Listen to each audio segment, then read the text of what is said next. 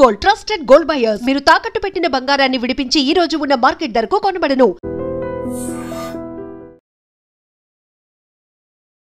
How to kill old lady అని యూట్యూబ్లో search చేసింది. కూతురు నానమ్మతో దొంగ పోలీస్ ఆట ఆడించింది. అంతే. ఆ అత్త కుర్చీలో కూర్చుంటుండగానే తన కళ్ళకు గంతలు కట్టి కాళ్ళు చేతులు కట్టేసింది. ఆ తర్వాత ముందు రోజు తన ప్లాన్ ప్రకారం తెచ్చుకున్నటువంటి పెట్రోల్ బంకుకు వెళ్ళి 100 రూపాయలు పెట్రోల్ తెచ్చింది. ఆ పెట్రోల్ని అత్తపై పోసేసింది. ఆ తర్వాత వెలుగుతున్న ఒత్తును ఆమె పైకి విసిరేసి హత్య చేయాలనుకుంది.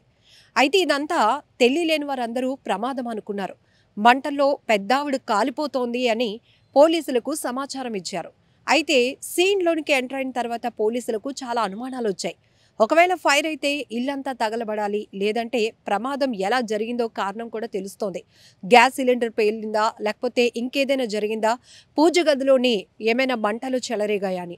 బట్ కూర్చున్న ఆమె కుర్చీలో ఉంటుండగానే ఆమె తగలబడేందేంటి అని పోలీసులకు అనుమానం వచ్చి ఈ కేసుని అనుమానాస్పద మృతిగానే ఫైల్ చేశారు.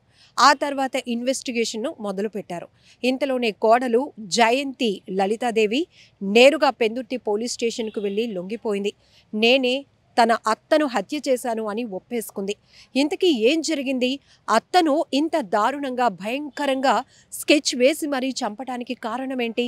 యూట్యూబ్లో సెర్చ్ కొట్టి ఎలా తప్పించుకోవాలో తెలుసుకొని ఎలా పోలీసులను తప్పుదోవ పట్టించాలో కూడా ఐడియా వేసినటువంటి ఈ కోడలు ఎందుకు ఇంతలా తెగించింది అంటే, ఆ అత్త తరచుగా పెళ్ళైన దగ్గర నుంచి తన్ను వేధిస్తుందని, సూటిపోటి మాటలు అంటుందని, ఎంత ఇల్లును నీట్గా ఉంచుకున్నా నీకు శుభ్రం లేదు, నువ్వు సరిగ్గా ఉండవు అంటూ తిడుతుందని, రాను రాను బయటకు వెళ్ళినా కూడా ఎక్కడికి వెళ్ళావు, ఇలా అనేక ప్రశ్నలతో వేధించడమే కాకుండా తరచుగా ఆమె నుంచి గత కొన్నేళ్లుగా వేధింపులు భరిస్తూనే ఉన్నప్పటికీ ఈ మధ్య ఎక్కువ అవడం వల్ల ఆమెను అడ్డు తొలగించుకోవటానికి ఈ ప్లాన్ వేశారని మొత్తం ఏం జరిగిందో పోలీసుల ముందు చెప్పుకొచ్చింది. అయితే అంతకుముందే ఈ మృతురాలు కొడుకు, నిందితురాలు భర్త అయినటువంటి అతను నేరుగా పోలీసుల దగ్గరికి వెళ్ళి ఇలా నా అమ్మగారికి నా భార్యకి మధ్య తరచుగా గొడవలు జరుగుతున్నాయి సార్, గట్టిగా నిలదీసేటప్పటికి ఒప్పుకుంది, తనే హత్య చేశానని, ఇలా జరిగింది అంటూ మొత్తం డీటెయిల్గా వివరించేటప్పటికి పోలీసులు కూడా ఒక విధంగా షాక్ అయిపోయారు. అసలు ఏం జరిగింది? విశాఖ పెందుర్తి వేపగుంటలోని అప్పన్న కాలనీలో శ్రీవర్షిణి హోమ్స్లో ఈ ఫ్యామిలీ అయితే ఉంటున్నారు. ఒక్కసారిగా అగ్ని మంటలు అంటే అగ్నికేలలో ఆ పెద్దామే 63 సంవత్సరాల జయంతి కనక మహాలక్ష్మి చిక్కుకున్నారు అంటూ పోలీసులకైతే ఫోన్ వచ్చింది. ఆ ఇన్ఫర్మేషన్ కూడా కోడలే లలితాదేవినే ఇచ్చిందట. అక్కడికి సీన్లోనికి వెళ్ళేటప్పటికీ అనేక రకాల అనుమానాలు వ్యక్తమయ్యాయి. ఇంకొక వైపు దొంగ పోలీస్ ఆట అంటే నానమ్మతో ఆడుకుంటున్నాను అనుకుంది ఆ చిన్నారి 8 ఏళ్ల పాప. అంతలోనే ఆమె కాలిపోతూ ఉన్న దాన్ని గ్రహించకుండానే ఆమెను ముట్టేసుకుంటూ ఇలా వెళ్ళి పట్టుకునేటప్పటికి ఆ 8 ఏళ్ల పాపకు కూడా గాయాలయ్యాయి. ఇమీడియట్గా ఆమెను వెంకోజీపాలెంలోని మెడికవర్ హాస్పిటల్కి ఆ చిన్నారిని తరలించి ట్రీట్మెంట్ అందించారు. ఇప్పుడు అసలు ఈ కోడలు ఎలా స్కెచ్ వేసింది, ఆమె బయటకు వెళ్ళి పెట్రోల్ ఎక్కడ కొనుగోలు చేసింది, డీటెయిల్గా ఒకసారి తెలుసుకుందాం. ఎందుకంటే ఇంత భయంకరంగా ఉన్నారేంటి కొంతమంది అనిపిస్తోంది. అమ్మ తర్వాత పెళ్ళైన తర్వాత మళ్ళీ అత్తింటికి వెళ్తే అత్త కూడా మనల్ని అమ్మలా చూసుకుంటే బాగుంటుంది అని కోరుకునే కోడళ్ళు ఉన్నారు. అలానే వచ్చే కోడలు కూతురులాగా నన్ను చూసుకుంటే ఇంకా అంతకన్నా అదృష్టం ఏముంది అని అనుకునే అత్తలు ఉన్నారు. కానీ అత్త కోడళ్ళ మధ్య వ్యవహారం అనేది మనం సినిమాల్లో, సీరియల్స్లో చూసాం. రియల్ లైఫ్లో కూడా ఇద్దరికి అసలు ఎక్కడ కూడా సెట్ కానటువంటి పరిస్థితి. ఎక్కడో కొంతమంది మాత్రం అబ్బా ఎంత బాగా ఉన్నారు ఈ అత్త కోడళ్ళు, చూస్తేనే చాలా ముచ్చటేస్తుంది అనిపించేలాగా ఉంటారు. కొంతమంది చాలా ఆదర్శంగా, ఇన్స్పిరేషన్గా కూడా ఉంటారు. బట్ ఇక్కడ ఈ అత్త కోడళ్ళ మధ్య వివాదం ఏ స్థాయికి వెళ్ళిందంటే ఆ కోడలే ఒక పథకం ప్రకారం అత్తను హత్య చేసి అడ్డు తొలగించేదాకా వెళ్ళింది. ఒకసారి డీటెయిల్గా చూద్దాం. అప్పన్నపాలెంలోని వర్షిణి హోమ్ అపార్ట్మెంట్స్లో మొత్తం ఈ ఫ్యామిలీ ఎంతమంది ఉంటున్నారంటే, అతను పౌరోహిత్యం చేసుకుంటారు. తన ఇంట్లో భార్య లలితాదేవి, ఆమె వయసు 30 ఏళ్ళు, ఈశ్వర్ చంద్ర 10 ఇయర్స్, అలానే కూతురు శ్రీనైన, ఆ పాపకి 8 ఇయర్స్, అమ్మ జయంతి కనక మహాలక్ష్మి, ఆమెకి 63 సంవత్సరాలు, అలాగే అత్తగారు ఆకిళ్ళ ఛాయాదేవి, ఆమె వయసు 50 ఏళ్ళు. మేనల్లుడు సంగీసపు శరత్ 18 సంవత్సరాలు. వీరందరూ కూడా శ్రీవర్షిణి హోమ్స్లో ఉంటున్నారు, ఒకే ఇంట్లో.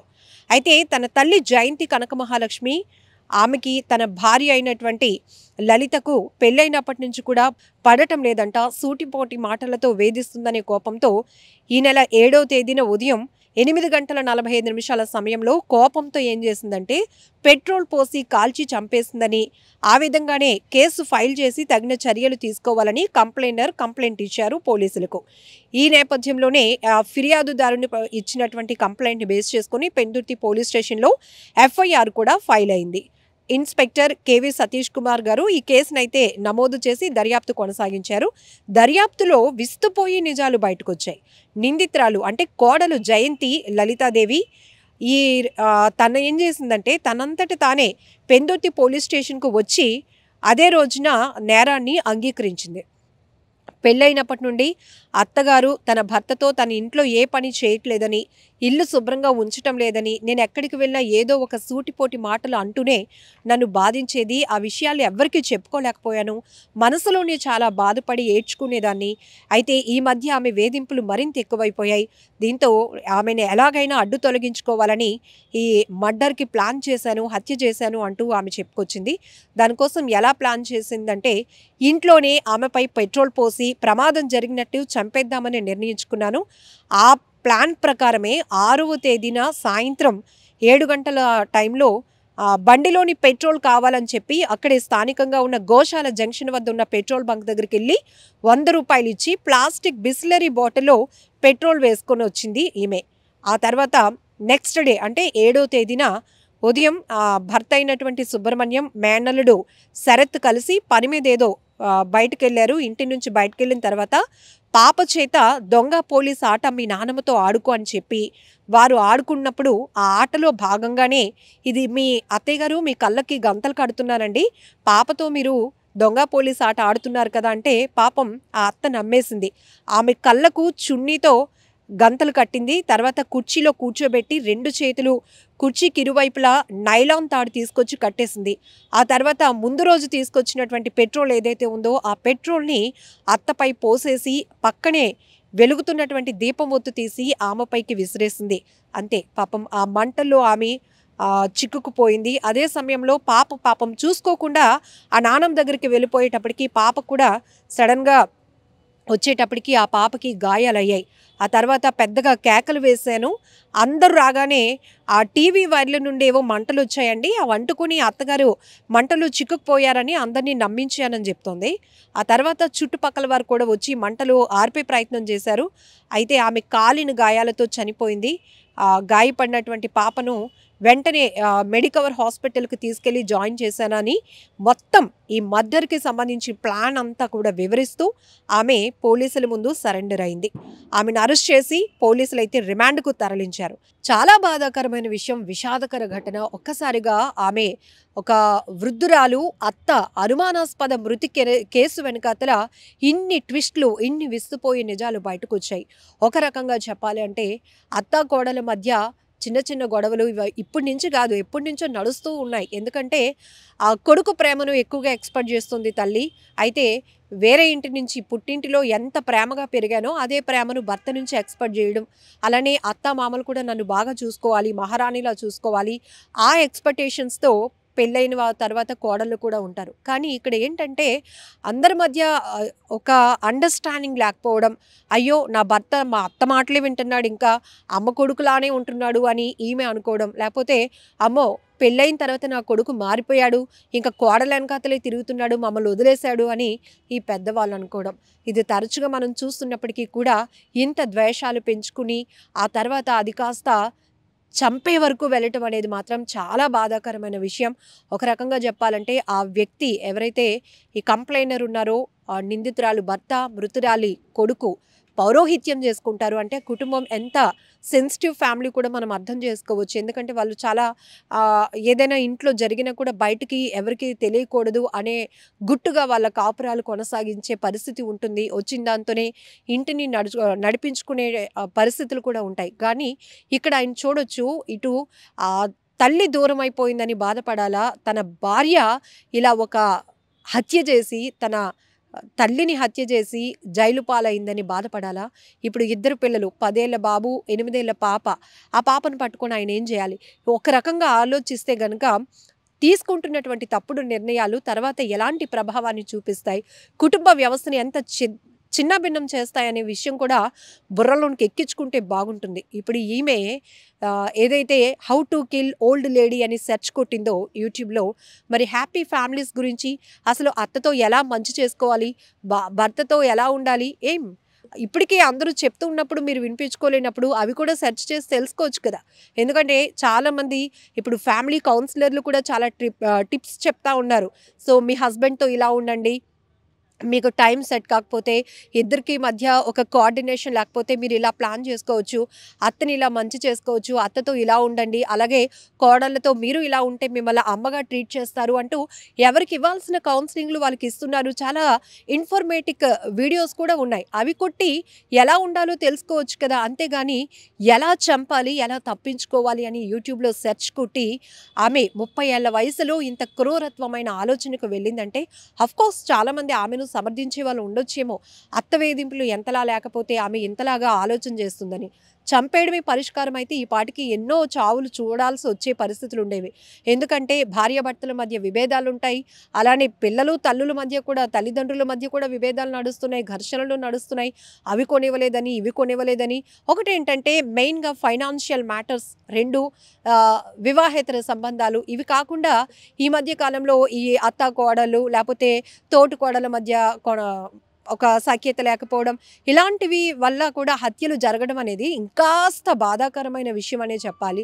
ఇక్కడ ఇంకా నీకు నచ్చకపోతే అత్తకి దూరం అయిపోవడమో, ఈమెతో నేను ఉండలేనని వేరే నిర్ణయం తీసుకుంటే అక్కడ ప్రాణాలతో ఉండే అవకాశం ఉంటుంది. అంతేగాని ఇలా మర్డర్ ప్లాన్ చేసి ఈమెమో రిమాండ్కి వెళ్ళి పూర్తిగా జైలు జీవితాన్ని అనుభవించడం, ఇక్కడ పిల్లల పరిస్థితి ఎంత దారుణంగా ఉంటుందో అసలు అర్థమవుతోందా ఎవరికైనా? ఇంత దారుణాతి దారుణం. ఒక్కసారి ఆలోచిస్తే గనుక ఇద్దరు చూడటానికి చాలా సెన్సిటివ్గా ఉన్నటువంటి వ్యక్తులే, కానీ మాట్లాడుకుంటే పరిష్కారం దొరికేటటువంటి సమస్యలే.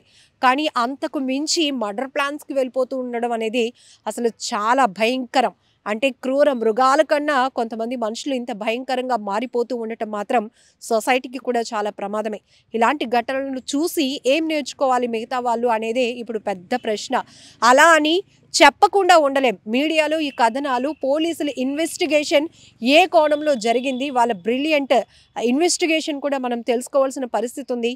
మిగతా వాళ్ళు అలర్ట్ అవుతారు అనే పరిస్థితిలోనే ఇలాంటి ఇన్ఫర్మేషన్ ఇంత డీటెయిల్గా ఇవ్వడం జరుగుతుంది. బట్ ఇవేవి చర్చించుకోవాల్సిన అంశాలు కానే కావు. కానీ మన మధ్య ఉంటున్నారు, మనల్ని చంపడానికి ప్లాన్ చేస్తున్నారు అంటే వినడానికి ఎంత భయం వేస్తుందో కదా. నిజంగానే ఎక్కడో ఇలాంటి ఘటనలు జరిగినప్పటికీ కూడా ఒక రకమైన అభద్రతా భావం మనలో పెరగటానికి కూడా ఇలాంటి నేర ఘటనలు అవకాశంగా మారుతాయి అనటంలో ఎలాంటి డౌట్ లేదు. But be careful. ఒక్కసారి అనాలోచితమైన నిర్ణయాలు, తప్పుడు నిర్ణయాలు, క్షణికావేశంలో కోపంతో కక్షలు పెంచుకొని తీసుకుంటున్న మీ నిర్ణయాలు ఆ తర్వాత మీ జీవితాన్ని, మీ కుటుంబాన్ని, మీ పిల్లల జీవితాన్ని ఎలా ఇబ్బంది పాలు చేస్తాయో ఒక్కసారి ఆలోచించుకోండి. మరి ఈ అత్త కోడళ్ళ కథ చూశారు కదా, ఇది కథ కాదు, రియల్ అవ్వటం చాలా బాధాకరమైన ఘటన. ఇలాంటివి సీరియల్స్లో ఏదో క్యారెక్టర్ని క్రియేట్ చేసి చెప్పినప్పుడే చూడటానికి చాలా ఇబ్బందిగా ఉంటుంది. బట్ నిజ జీవితంలో కూడా ఇలాంటి పరిస్థితులు ఉన్నాయంటే చాలా బాధాకరం.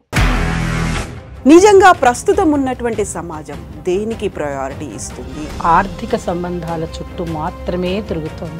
మళ్ళీ ఎన్నికలంగానే చాలా విరక్తి కలుగుతాను. మంచి అనిపిస్తుంది కదా, లేడీస్ కూడా ఛాలెంజింగ్ జాబ్స్ చేసినప్పుడు చాలా బాగుంటది. ట్రాఫిక్ అసిస్టెంట్స్ గా నియమించిన ట్రాన్స్జెండర్స్ అందరితో సాల్యూట్ చేయించుకుంటున్నారు. ఫుడ్ డెలివరీ ఇవ్వటానికి వెళ్ళినటువంటి డెలివరీ బాయ్ అనిల్ పై కళ్ళ ముందు